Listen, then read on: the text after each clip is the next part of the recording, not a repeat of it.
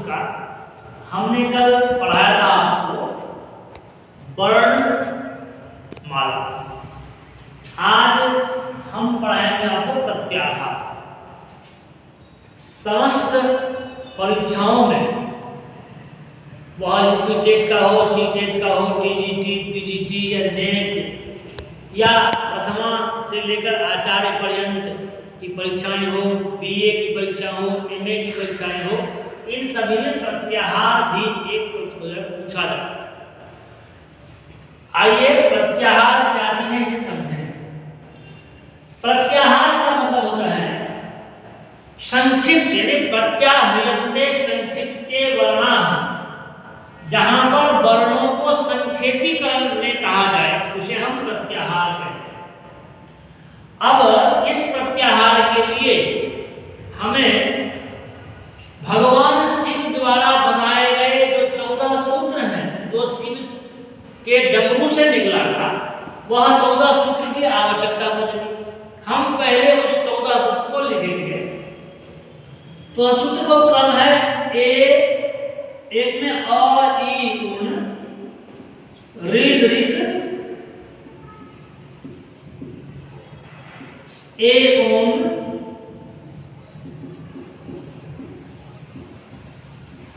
आई औच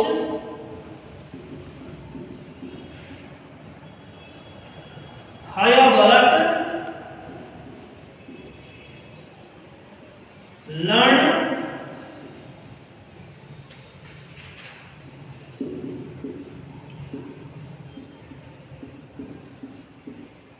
यम गणनम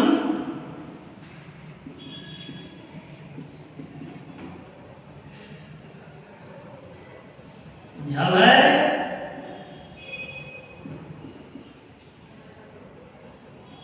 घड़नस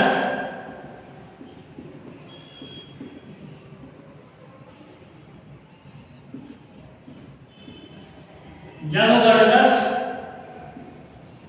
खप छठत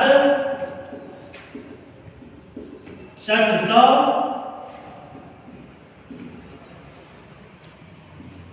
कपय सस सर हल। देखिए आई उन ऋद्रिक एवं आई औच अयवरण लण यमगणनम झभय गणनस जबगणनस कप चटत चटत कपय सस सर हल। और प्रत्याहार विधानक जो सूत्र है उसे हम बोलते हैं आदिरंतेन सहिता। आदिरन के सहिता, यह जो सूत्र है आदिरंतेन सहिता, इस सूत्र का विवृत्ति है अंत्यनेता सहित आदि मध्यगानाम स्वस्य च संज्ञा स्यात्। यानी अंतिम इच के साथ बोला हुआ जो आदि वर्ण है वह अपने साथ, अपना तो बोलता स्वस्य, अपना भी बोल करता है, और मध्यवर्ती जितने भी वर्ण हैं उन सबका बोध कराता है। तो हम आदिरंतेन सहिता को प्रत्याहार विधायक सूत्र भी बोलते हैं। प्रत्याहार संज्ञा इसी सूत्र से करते हैं। अब यह जो प्रत्याहार है ये महर्षि पाणिनि के अनुसार कुल 42 है, लेकिन उत्तर प्रदेश टीजीटी की परीक्षा में हमने देखा वहां पर एक उन्होंने ग्रामर की किताब फिक्स की है डॉक्टर बाबूराम सक्सेना की संस्कृत प्रवेशिका। उसमें प्रत्याहार विधायक प्रत्याहार जो है 43 बताए गए, पर महर्षि पाणिनि के अनुसार संस्कृत साहित्य में, संस्कृत व्याकरण में 42 ही प्रत्याहार की गिनती की गई है। तो मैं आपसे ये कहना चाहता हूं, उत्तर प्रदेश टीजीटी की परीक्षा को छोड़ करके अन्य जितने भी परीक्षाएं हैं उन सभी में प्रत्याहार की निश्चित संख्या 42 ही बताई गई है। हम 42 ही लिखेंगे, लेकिन डॉक्टर राम बाबू द्वारा कृत जो व्याकरण प्रवेशिका है उसमें प्रत्याहार की संख्या 43 गिनाई गई। हम इस प्रत्याहार को कैसे बनाते हैं इसके बारे में आइए जानते हैं।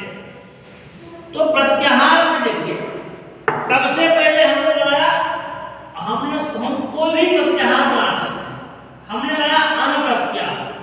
तो इस अनप्रत्याहार में हम कहां से शुरू करेंगे और कहां पर समाप्त करेंगे, इसको भी समझिए। प्रत्याहार बनाने के लिए सर्वप्रथम हमने देखा कि ये जो अ है, पहला जो अ है, ये प्रारंभिक वर्ण है, तो यह उस 14 सूत्र में कहां पर है। तो हम देखते हैं कि जो सूत्र है हमारा अ इ उण, सबसे पहला हमारा अ इ उण में जो ये अ है, ये प्रारंभिक वर्ण है, तो हम अनप्रत्याहार को यहीं से शुरू करेंगे। तो हम अनप्रत्याहार में लिखेंगे अ, उसके बाद ई, उसके बाद उ। देखिए अ से शुरू किया और र तक ले गए, तो अनप्रत्याहार में अ का भी बोध हुआ, ई का भी बोध हुआ, उ का भी बोध हुआ, परंतु हमने इस र को नहीं लिखा। इसलिए नहीं लिखा क्योंकि व्याकरण के अनुसार लिखा है कि प्रत्याहारेषु इताम न ग्रहणम, प्रत्याहार में इत संज्ञक वर्णों का ग्रहण नहीं किया जाता है। तो यहाँ पर ण इत संज्ञक है, इसलिए हमने इस ण को नहीं लिखा। तो हमने लिखा अ इ उ। इस अ इ उ के कहने से हमारा अनप्रत्याहार बन गया। यह जो अनप्रत्याहार है अ इ उ, इसमें 3 ही वर्ण हैं। यद्यपि इस अनप्रत्याहार में और भी कुछ शंकाएं हैं, क्योंकि अ इ उण में भी ण अंतिम वर्ण है और एक सूत्र है पाणिनि के द्वारा लिखा गया लण, उसमें भी ण अंतिम वर्ण है। एक शंका हो सकता है ये जो ण हम जो है अनप्रत्याहार यहां तक माने या यहां तक माने। तो इसके लिए महर्षि पाणिनि ने अपने ग्रंथ में लिखा है, एक सूत्र लिखा है कि अनुदित सवर्णस्य चा प्रत्यय। उस सूत्र के वार्तिक में लिखते हैं कि अत्रय बाण परेड नकारे। यहाँ जो अनप्रत्यय है, यहाँ जो अनप्रत्याहार है, वो बाद वाले नकार तक है। इससे यह सिद्ध होता है यह जो अनप्रत्याहार है, अनुदित सवर्णस्य चा प्रत्यय सूत्र को छोड़ दिया जाए तो सभी समस्त जगह जितने भी स्थल हैं उन सब में अनप्रत्याहार में अ इ उ का ही बोध होगा। अब हम इसी प्रकार से एक प्रत्याहार बनाएंगे इन। तो इस इन प्रत्याहार में आगे क्या होगा, हमको ई देखना है। ई हमने अनप्रत्याहार में अ को, अनप्रत्याहार में हमने अ को देखा और हमें अ मिला। तो इन प्रत्याहार में हम अ को नहीं लिखेंगे, ई कहां से शुरू हो रहा है उसको लिखेंगे। तो इन प्रत्याहार में देखो अ इ उण में ई शुरू हो रहा है ई से, तो हमने यहां से ई लिखा। हम क्या लिखेंगे ई, उसके बाद में उ, बस हम ण नहीं लिखेंगे। ण इसलिए नहीं लिखेंगे क्योंकि प्रत्याहार में इत संज्ञक वर्णों का ग्रहण नहीं होता, इसलिए हमने ण का बोध नहीं, हमने ण को लिखा ही नहीं। इन प्रत्याहार कहने से ई और उ दोनों ही वर्ण का बोध होगा। इसी है ना, इसी प्रकार हम कोई भी प्रत्याहार, जो भी हमारे मतलब जो भी प्रत्याहार आपसे कोई पूछे वे प्रत्याहार को कैसे बनाते हैं या कैसे देखिए, बहुत सरल प्रक्रिया है। हमने लिखा अक प्रत्याहार।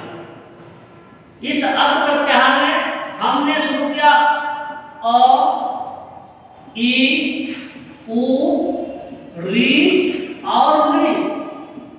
अक प्रत्याहार हम देखो, क्योंकि संक्षिप्त के वर्ण भी संक्षिप्त है, तो हमने अब कहा तो वर्ण होगा संक्षिप्त। अब में 2 ही वर्ण है अ और क, लेकिन बोध कितने का हुआ, स्वस्य आदि मध्यगान। अपने भी बोध हुआ, अकारों को हुआ ही हुआ, और मध्यगान मध्यवर्ती वर्णों का बोध भी हो गया है। यानी कि अक प्रत्याहार कहने से अ इ उ री और री, इन 5 ही वर्णों का बोध होता है। और हम इन 5 वर्णों को संस्कृत जगत में, संस्कृत साहित्य में मूल स्वर भी इन्हीं 5 स्वर को, इन्हीं 5 वर्णों को कहते हैं। इसे हम मूल स्वर भी कहते हैं क्योंकि संस्कृत साहित्य में मूल स्वर 5 ही हैं और वो 2 सूत्रों में, मैंने कल बताया था कि 2 ही सूत्र हैं, और ई उन री री।